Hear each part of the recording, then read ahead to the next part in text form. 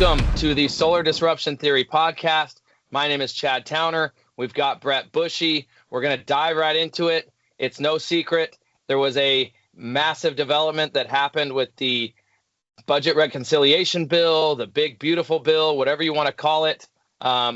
It did pass the House of Representatives. It's by no means is it over, but this was a major, major blow to everybody's hopes and dreams in the residential solar industry. But this is not over by any stretch of the imagination. So we wanted to get you guys on a podcast with me and Brett. We can share with you what we know so far, and we will probably be doing these types of episodes every time there's more development. So this may be a daily thing. It'll certainly be likely a weekly thing until we have more certainty and until the eventual bill actually gets signed into law. Brett, how you doing? I'm feeling good under the circumstances. What's crazy is we had a call with some of our sales leaders and operations leaders yesterday talking about like 25D and 48E. And like, that seems like a year ago. And that was yesterday because so much can change in less than 24 hours. That's essentially what happened. And I want to like recap kind of where we are today. Right now, if you use a sports equivalent, let's use the football analogy, we are currently in the second quarter of a significant game. You might want to call it the Super Bowl for like residential solar. And essentially what happens is last night there was a bill that came out of the House Ways and Means Committee. And the House Ways and Means Committee had a bill that was very, very thoughtful about the phase down of tax credits, and everybody was supportive of it. And what happened is there was a block of extreme Republicans that literally blocked it coming out of there, and they had to make some changes to it. And last night, in a very, very late night approval process, was passed by the House of Representatives 215 to 214 by the slimmest of margins.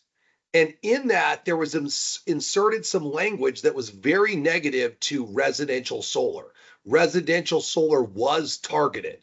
Now, I will also tell you is how it works. This was inserted very late in the process. If anybody has looked at a like 70-page document, once you've reviewed things 2 or 3 times, like it's hard to go back and review all the small changes. This bill is over 1,000 pages, and it was changed on page like 971. A lot of the pro-House members that are pro-renewable energy, I don't believe even knew these changes were inserted. Now, again, that's speculation because I don't know the intent and the thought process of every one of the individual House members. There's 435 of them. But like knowing how it works, there's no doubt that that happened. The great news about it is right now, we're in the second quarter. Passing in the House was the end of the first quarter. And it started out really good. We got a really great start. And then at the end of the first quarter, it's almost like they threw a Hail Mary and scored a touchdown the other side. So, and the other side is the extreme Republican Party, all right, that wants like more and deeper cuts, all right? And that's what they want. And a lot of the people on like that are listening to this podcast support the extreme like Republican Party. But the moderate Republican Party does not want that. And you also have to understand that 70% of our country believes in climate change. So now what we're seeing is this huge like groundswell of support within our industry. We need to be targeting and talking, sending emails and calling our senators and our local House members and explain to them why this is so important. This does not make any logical sense. If you take away like the incentives for residential solar, the cost of energy will come up. And the Trump administration desperately wants to see manufacturing come back to the US. That's literally like what he ran on. And no industry is doing it like the renewable energy industry, specifically residential solar. You think about the manufacturing plants that have been built in the last 2 years. SolarEdge have built two, one in Florida, another one in Texas. Enphase has built three. We all know the Q-Cell is building a module manufacturing place. They built that. They're also built a cell factory. They're going to be a wafer factory.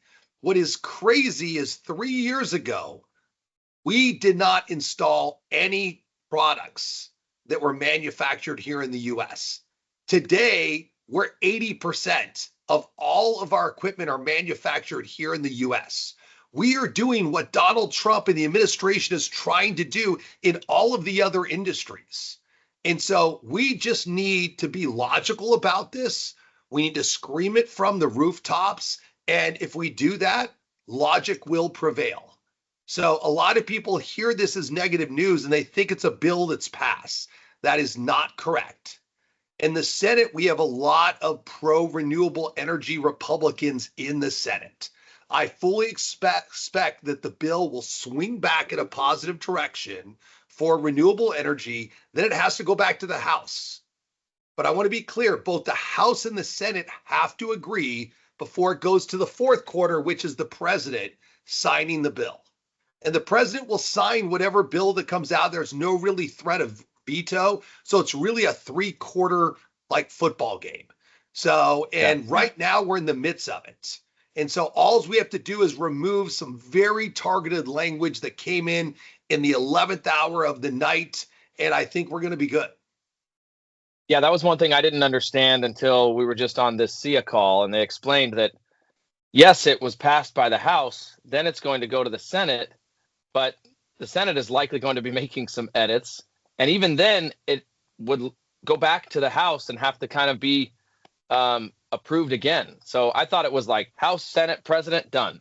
And so that was news to me, and that was good to know, because I think there were some House of members of Congress who didn't even vote, right? Who were absent, and we know that they're pro-solar. And so hopefully the second time around it can be more logical. And you're right, like this whole process, like what we're trying to do is in line with what the Trump administration wants.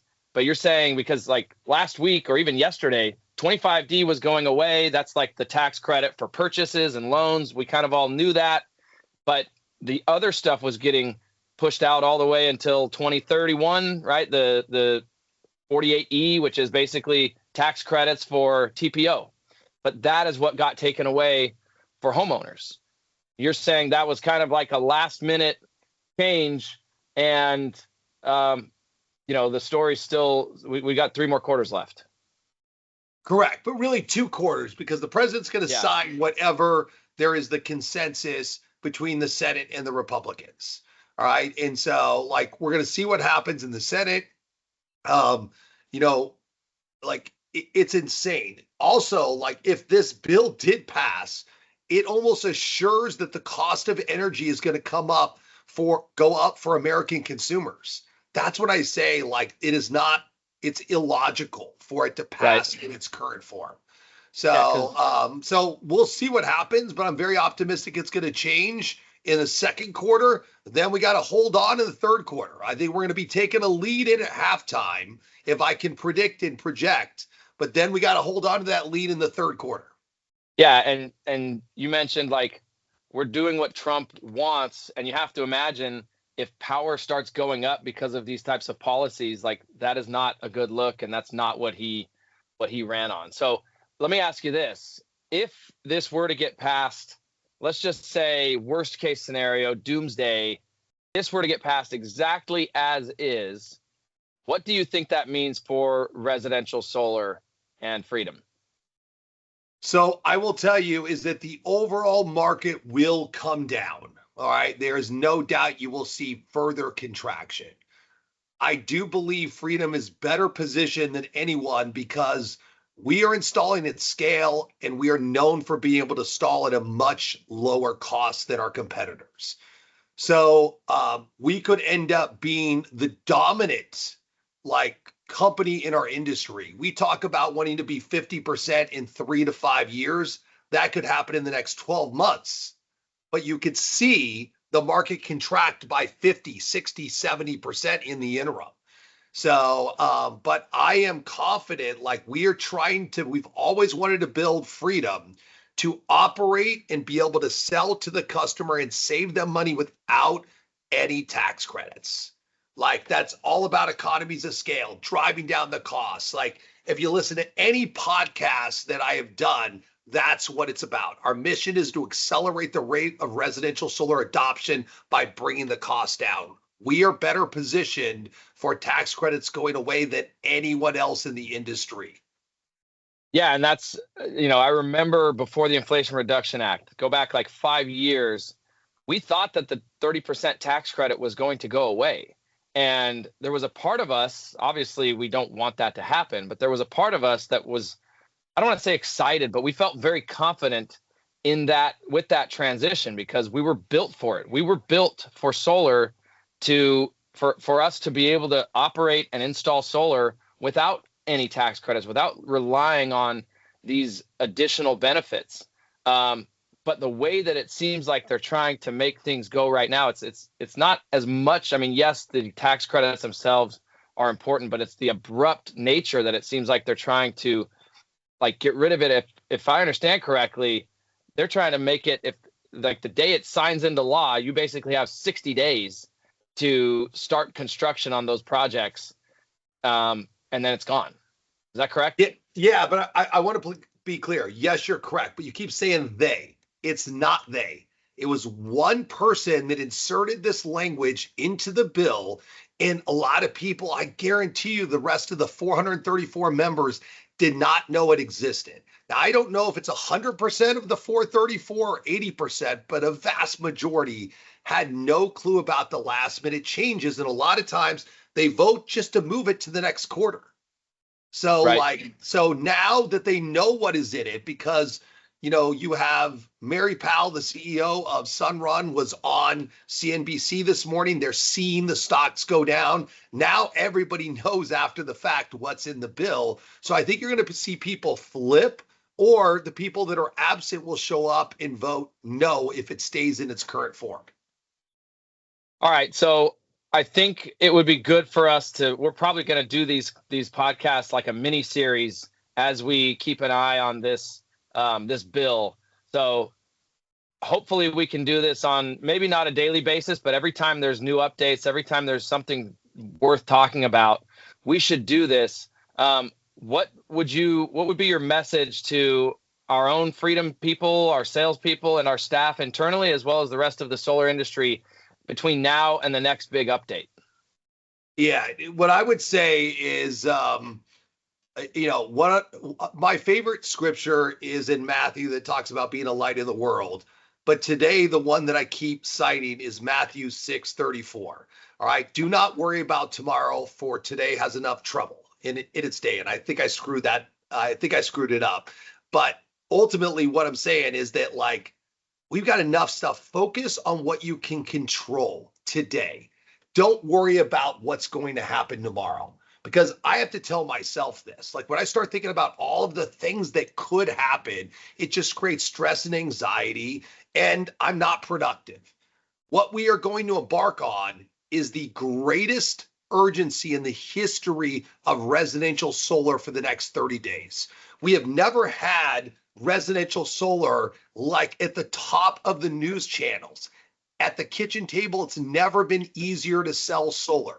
So whether you're an ops or you're selling, like I today think our summer was going to be the best summer in history. I know it was going to be. I'm looking at all the trends, what we're selling today. Let's tack on another 20 to 30% because of this urgency. Let's take advantage and let's focus on selling the customer, accelerating the rate of residential solar adoption today. All right. Ops, we need to figure out how do we focus and get stuff installed efficiently. All right. And everything will work itself out. You have to have faith and belief that there will be a logical outcome of the 435 people in the House and the 100 people in the Senate. All right. They want to bring manufacturing jobs to the U.S. Just because somebody slipped in something like in the middle of the night doesn't mean that's going to be the outcome. And you have to have faith that logic will prevail, and I think it will. Yeah, I remember talking to you this morning right after we found out what had happened, and we were talking about the comparison of today's urgency with like a couple years ago when California voted to move away from NEM 2.0 into the net billing tariff. Like California sales volume took off like anything we've ever seen before. It feels like the urgency on going solar today makes that NEM 2.0 transition in California look very, very small in comparison. It does. You would have to take an article. Most people weren't reading like the local newspaper about NEM. This is national news, right? Like alls we are talking about, you could argue that this is the most watched bill in the history of the United States. People are calling it a mega bill. And it's all about like Medicaid and clean energy. So like that is, we've never been at the forefront of the homeowners' minds. That is amazing for us. And so we need to look at it and seize the opportunity that we have today and accelerate that rate over the next 90 to 120 days. And we'll figure out what comes after that when we have certainty. All right. So for those of you who are listening, be on standby. We'll be sending out new notifications about new podcast episodes as things develop. Also, we will be sending you links. Reach out to your senators, to your congressmen and women, and let them know that we need to fix this bill. They call it the big, beautiful bill. We need to make it beautiful. Right now, it does not make sense. Reach out. There is a Save Main Street Solar website. SEIA.org has all sorts of links that you guys can get involved. Let's save residential solar. And Brett, any last words? Not worry about tomorrow, for tomorrow will worry about itself. Each day has enough trouble of its own. Matthew 6:34. Say it every single morning. Say it every single night when you go to sleep. And that's how we're going to get through this. And we will come out of this stronger than ever. All right. Thank you, Brett. Thank you for your leadership, your foresight. We are well positioned, and we will keep you guys in the loop. Thank you for tuning in. Thanks.